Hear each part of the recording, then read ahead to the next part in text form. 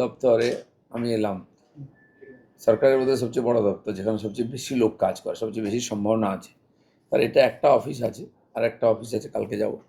কাজ একটা এখানকার যারা অফিসাররা ছিলেন, যেহেতু আমি অনেক দেরিতে এসেছি, তো তাদের সঙ্গে প্রাইমারি কথাবার্তা হলো, ইন্ট্রোডিউস হলো, বাজেট থেকে আরম্ভ করে কীভাবে প্ল্যানিং তৈরি হয়, কোথায় কী সমস্যা আছে। তো সেই ব্যাপারে একটা প্রাথমিক আলোচনা হয়েছে। কাল বাকিটা ওই অফিসে গিয়ে আলোচনা করব।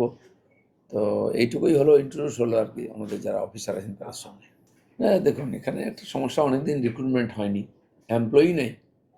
এমন পঞ্চায়েতে যেখানে কোনো অফিসার নেই, কাজ করবে, প্ল্যানিং করার লোক নেই, এক্সিকিউশনের লোক নাই।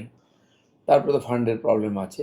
তো এটা অলরেডি কথা হয়েছে, আমাদের সিএম বলেছেন, মাননীয় কৃষিমন্ত্রী এসেছিলেন, তার কাছেও কথা হয়েছে। ফান্ড ধীরে ধীরে তারা, যেমন আবাস যোজনার ফান্ড আসবে, জিরামজির ফান্ড আসবে, কথা হয়ে গেছে, আসতে থাকবে।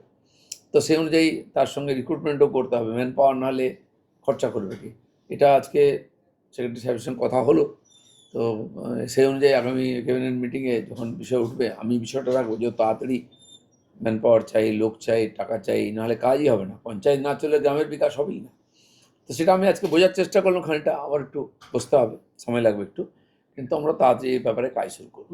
গাফিলতি তো পুরোটাই আছে, ম্যান পাওয়ার রিক্রুটমেন্টই হয়নি। তো সেখানে কিন্তু অলরেডি কিছু 6,500 মতো এমপ্লয়মেন্টের জন্য পাশ হয়ে আছে, কিন্তু তার জন্য ফান্ডও চাই। এটা প্রসেসিং আছে, আমার মনে হয় তাড়াতাড়ি ওটাও হবে। Vision News 29